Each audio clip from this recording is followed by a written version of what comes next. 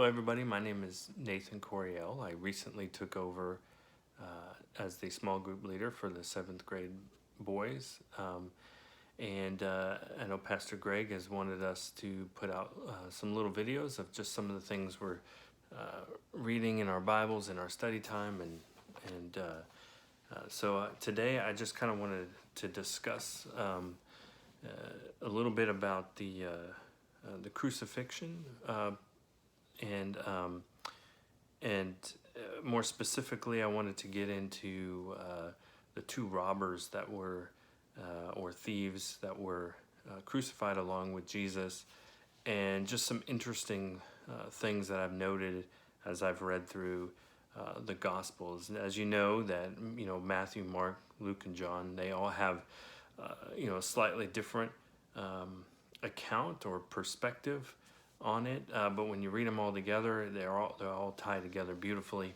With that said, I want to start reading in Matthew chapter 27, starting verse 32. It says, "As they went out, they found a man named Simon. They compelled this man to carry his cross," that's Jesus.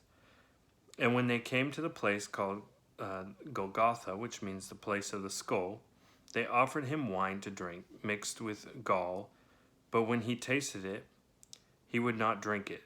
And when they had crucified him, they divided his garments among them by casting lots. Then they sat down and kept watch over him there. And over his head they put the charge against him, which read, 'This is Jesus, the King of the Jews.' Then the two robbers were crucified with him, one on the right and one on the left. And those who passed by deride him, wagging their heads, saying, 'You who would destroy the temple and rebuild it in 3 days, save yourself.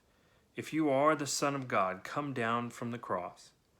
So also the chief priests with the scribes and elders mocked him, saying, 'He saved others, he cannot save himself. He is the King of Israel. Let him come down now from the cross, and we will believe in him. He trusts in God, let him deliver him now, if he desires him. For he said, I am the Son of God.' And the robbers who were crucified with him also reviled him in the same way. Now from the 6th hour there was darkness all over the land until the 9th hour. And about the 9th hour Jesus cried out with a loud voice, saying, Eli, Eli, lama sabachthani, that is, my God, why have you forsaken me? And some of the bystanders hearing it said, This man is calling for Elijah. And one of them at once ran and took a sponge, filled it with sour wine, and put it on a reed, and gave it to him to drink. But the others said, Wait, let us see whether Elijah comes and saves him. And Jesus cried out again with a loud voice, and yielded up his spirit."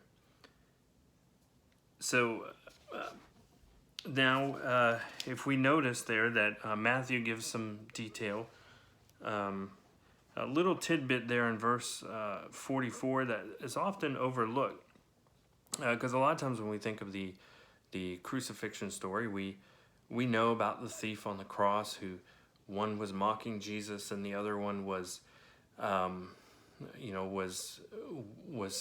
rebuking him. And later on, when we read it in Luke's gospel, we'll find out that that one was rebuking while the other one was mocking Jesus. But here in Matthew, in verse 44, it just says, kind of almost as a side note, it says, "And the robbers who were crucified with him reviled him in the same way." What I find interesting in Mark, Mark records Jesus' crucifixion, but Mark only mentions the robbers, that they were crucified with Jesus, but doesn't really get into much more detail than that. But then when we get to John, John also only mentions in John 19, during John's depiction of the crucifixion, that the two criminals were hanged with Jesus, but he doesn't really get into more detail than that. But if we go to Luke, Luke's account of the crucifixion Give me a second to get there.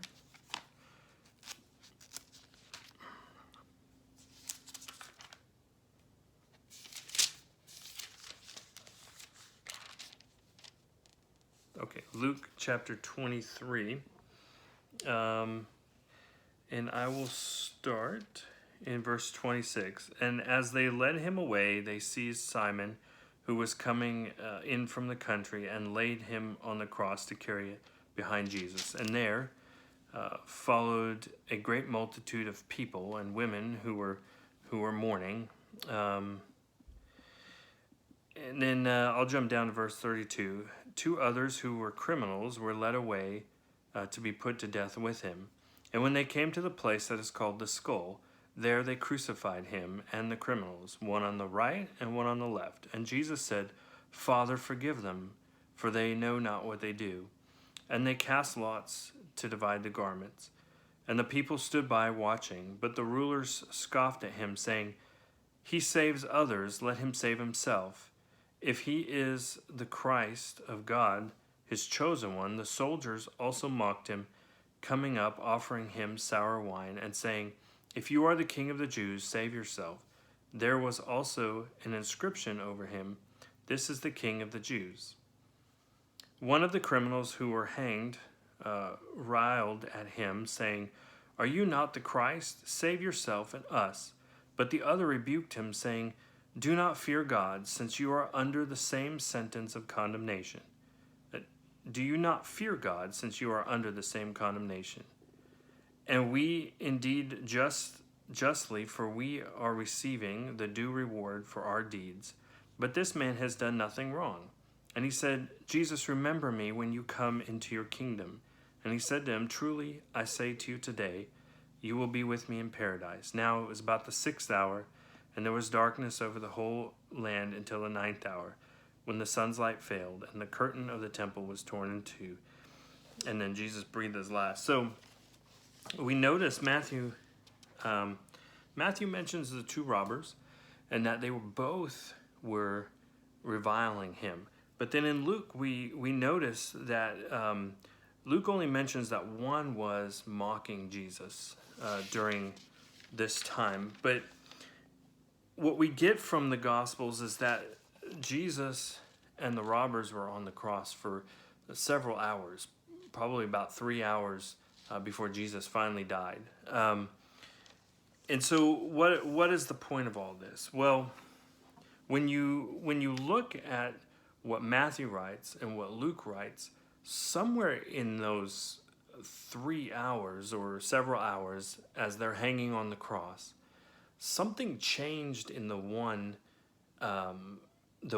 thief that hung on the cross with Jesus. It was as if you could see in the background the Holy Spirit was moving on this man's heart as he's a condemned man to die, and justly so. He lived a life of crime, and under their law he was sentenced to death, and he knew his sentence was just. But somewhere in those hours as he hung on the cross next to Jesus, the Holy Spirit worked on his heart, and we see that his heart is changed and regenerated in that moment as he hangs on the cross. And as a result of this dead man, both spiritually and soon to be physically, is quickened in his heart and is come alive. And maybe he's never felt more alive than this moment that he's dying, because suddenly he realizes, just as Ephesians 2 tells us, we're all dead in our trespasses, and God made him alive in that moment, spiritually speaking, and he suddenly realizes that all of this sin that he's been living under needs the atonement of Christ. And he's suddenly disgusted at his sin, and he's suddenly disgusted at the sin of the other thief hanging on the cross next to him. And Luke's gospel records he rebukes the other thief. So here, a few hours before, he's joining in the mockery, and there's this transformation that happens to him spiritually. And now, suddenly, he's now disgusted at that and rebukes the other thief, and then cries out to Jesus on the cross, saying, Jesus, remember me in paradise. And Jesus turns to him and says, today you will be with me in paradise.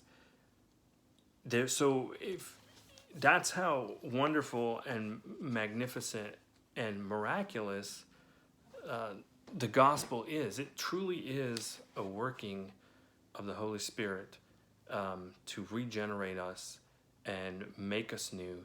And here is the story of Jesus hanging on the cross, and a thief who goes from just a dead man in his trespasses now is saved and will forever be with Christ in glory. So I find that story rather encouraging, especially when sometimes we're wrestling with our sin, or we're wrestling with our doubts, or we're wrestling with whatever's going on.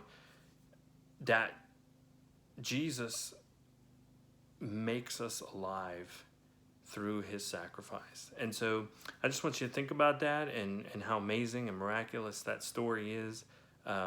This man who started off on the cross with Jesus, mocking him, and by the end, he is a saved saint welcomed into paradise.